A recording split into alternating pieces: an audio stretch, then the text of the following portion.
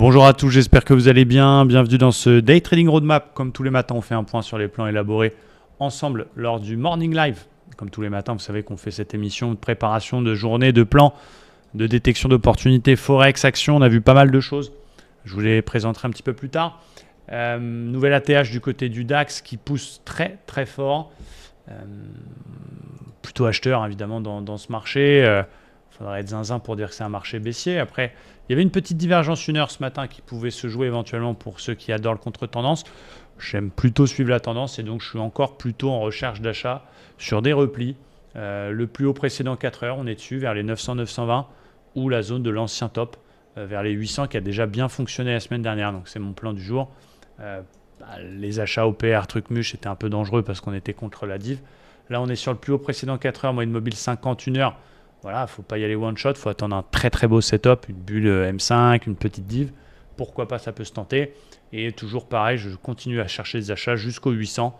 Si jamais il retrace tout, on verra les 800 pour un achat sur un signal qui est une belle zone de polarité.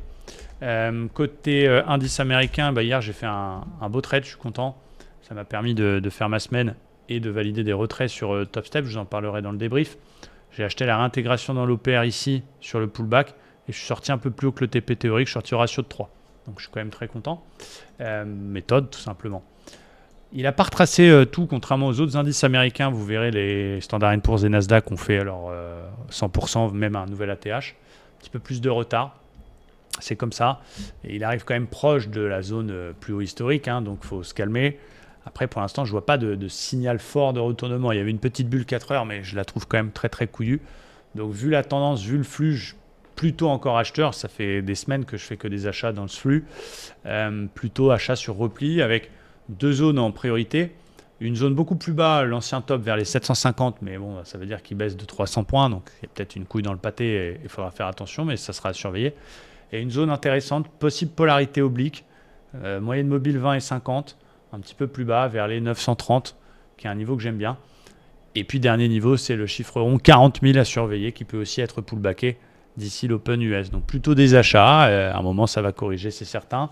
Je ne prendrai pas de sortie OPR par le haut ou de cassure du plus haut parce qu'il y a la résistance, on va dire, juste au-dessus de la tête. Donc plutôt des achats sur repli, continuer à payer ce marché.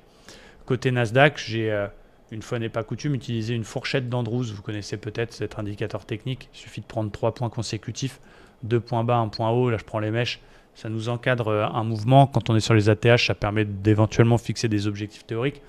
Il a pété ses plus hauts, il a pété la résistance. Il y a un très gros canal très long terme qui nous laisse penser qu'il peut y avoir encore un petit peu de marge. Et cette fourchette, elle est quand même pas mal parce que la médiane, elle est bien travaillée. Ici, elle bloque. Ici, elle a été cassée, pullback et pile poil. Pullbacké, on voit que ça traîne longtemps autour de la médiane. Elle a été résistance, elle passe, pullbacké. Et là, on est sur l'intermédiaire. Donc, on voit bien que cette fourchette qui a été ici résistance, ici résistance, ça a quand même du sens. Donc, ça donne un objectif. Voilà, si jamais on achète pour le coup là un breakout cet après-midi, ça donnera un petit objectif théorique intéressant. Donc plutôt des achats sur le Nasdaq avec deux plans. Un plan un petit peu plus safe, c'est d'acheter sur repli vers les 600.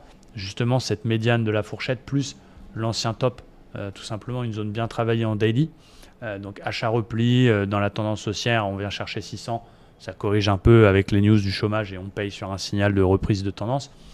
Un peu plus risqué quand même le breakout parce qu'il y a l'intermédiaire de la fourchette, mais si on voit que ça pète fort et qu'on a une sortie d'OPR, on essaiera d'être systématique pour aller chercher le haut de la fourchette justement.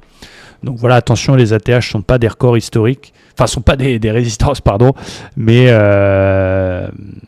il faut faire attention, c'est pas parce que j'achète pas qu'il faut vendre, il faut se forcer à continuer à surfer sur cette tendance. Moi c'est moins mon style, je préfère acheter sur des replis que sur des cassures de plus haut. Mais voilà mes plans et on se forcera à continuer à appliquer notre méthode. Merci à tous, j'espère que cette vidéo était claire. Je vous souhaite une très belle journée de trading et je vous dis à bientôt.